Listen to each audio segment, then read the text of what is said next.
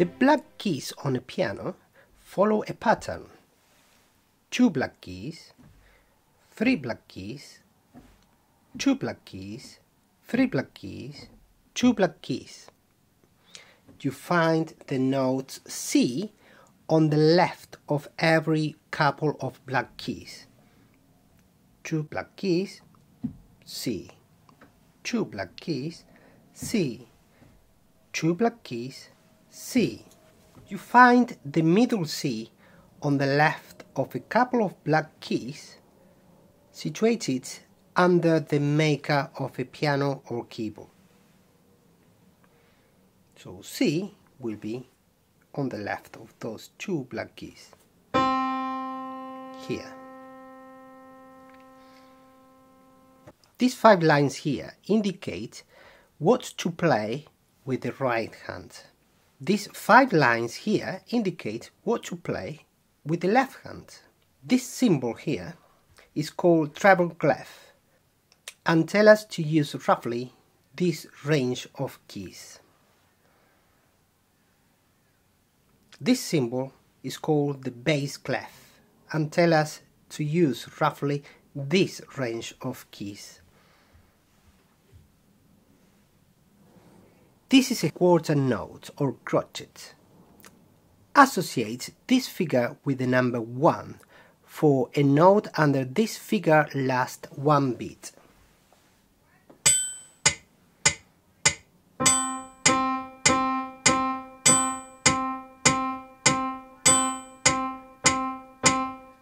This is a half note or minim. Associate this figure with the number 2 for a note under this figure has to be depressed for 2 beats.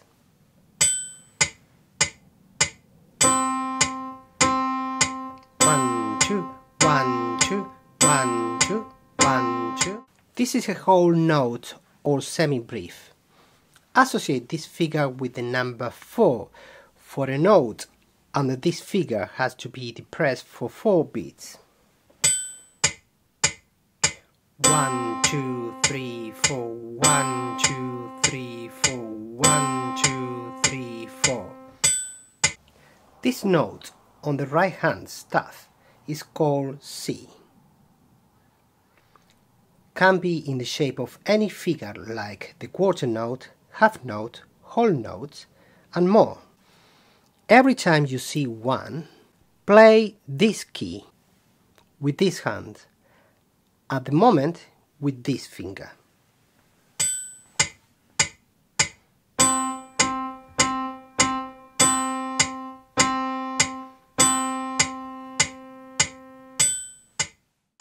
This note on the right hand staff is called D. Can be in the shape of any figure like the quarter note, half note, whole notes, and more. Every time you see 1, you play this key with this hand and with this finger at the moment.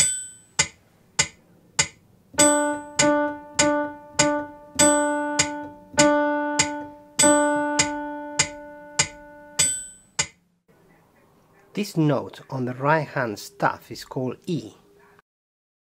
Every time you see 1, play this key with this hand and at the moment with this finger.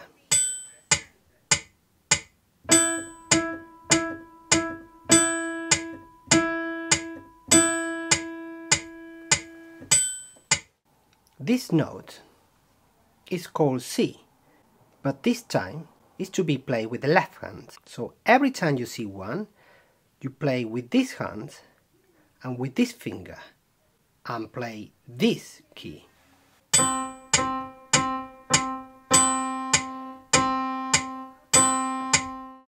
This note on the left hand is called B. Every time you see 1, you play this key with this hand and at the moment with this finger.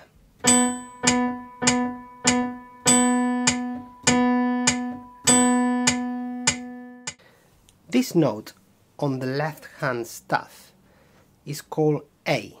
Every time you see 1, play this key with this hand and at the moment with this finger.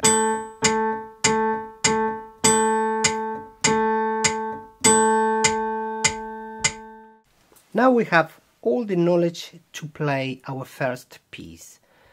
Put your hands in this position and keep your thumb straight and the other fingers as spider legs and start playing our piece.